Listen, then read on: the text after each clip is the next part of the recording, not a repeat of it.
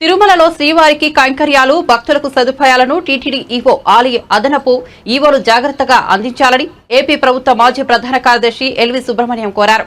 తిరుమల శ్రీవారిని వీఐపీ ప్రారంభ విరామ దర్శన సమయంలో ఆయన దర్శించుకున్నారు.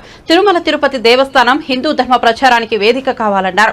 దాతల నుంచి విరాళాలను సేకరించడమే కాకుండా స్వామివారి ఉత్సవాలు భక్తులకు మెరుగైన సేవలు సంప్రదాయాలను చక్కగా నిర్వహించాలని సూచించారు. వరాహస్వామి దర్శనం, స్వామివారి దర్శనం కూడా జరిగింది.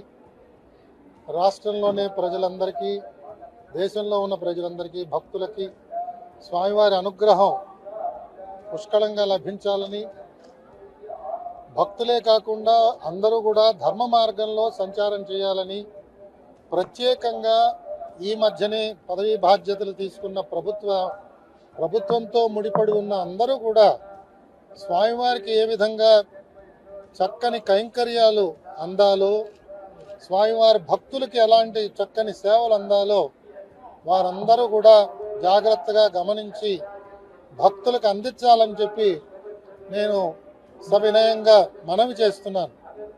మనందరి అదృష్టం, మనందరికీ కలియుగ దైవం మన ముంగిట్లో ఉన్నాడు.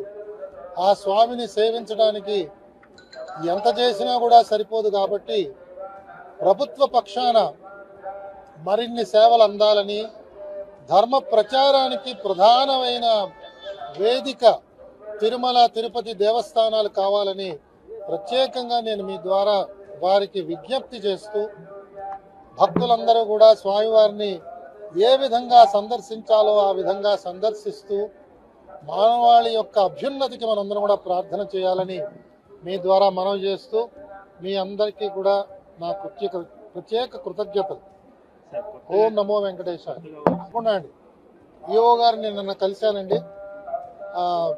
జేఈఓ గారు, అదే అడిషనల్ ఈఓ గారిని కూడా కలవడానికి ఉత్సాహంతో ఉన్నాను. కలిసే అవకాశం దొరికితే వారితో కూడా మాట్లాడి ఏ విధంగా తిరుమల తిరుపతి దేవస్థానం యొక్క సేవలు భక్తులకు అందాలి అన్నది ఒక చక్కని ప్రణాళిక తయారు చేసుకుని వారు చేయగలగాలి.